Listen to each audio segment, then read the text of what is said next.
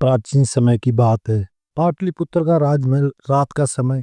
राजा चंद्रगुप्त अपनी रानी से मिलने के लिए उत्सुक थे, लेकिन तभी कक्ष के द्वार पर उनके गुरु आचार्य चाणक्य उपस्थित हुए।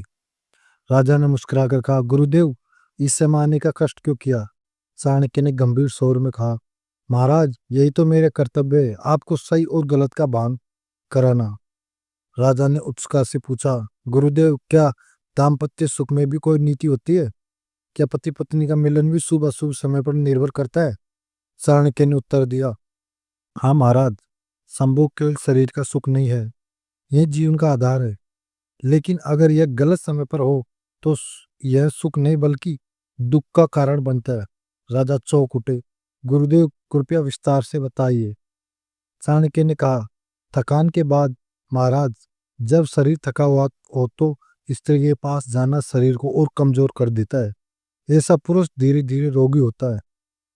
भोजन के तुरंत बाद, यदि भोजन कर लेने के बाद पुरुष स्त्री के पास जाता है तो उसका पाचन तंत्र बिगड़ता है।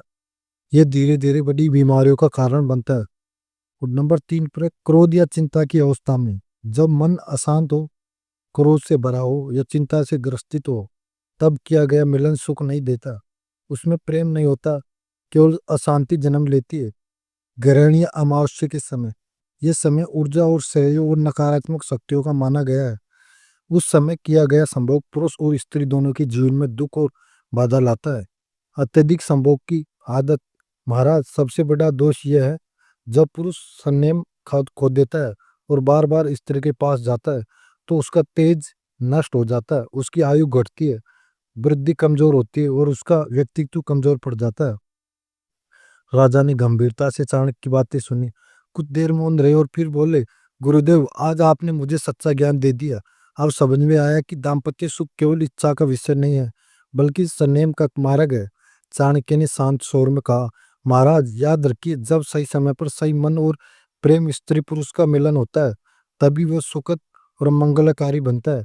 अन्यथा वही सुख दुख का कारण बन जाता है। तो मित्रों, चाणक्य ने हमें ये शिक्षा देते हैं, संयमित जीवन ही सुखी जीवन है, असंयमित ही दुख, रोग और विनाश का कारण है। तो दोस्तों, ये कहानी कैसे लगी प्लीज कमेंट करके बताना। दोस्तों, अगर आप चैनल पर नए हो तो प्लीज चैनल को सब्सक्राइब जरूर कर लेना और बेल आइकन जरूर दबा देना, ताकि नई नई कहानी आप तक पहुंच सके।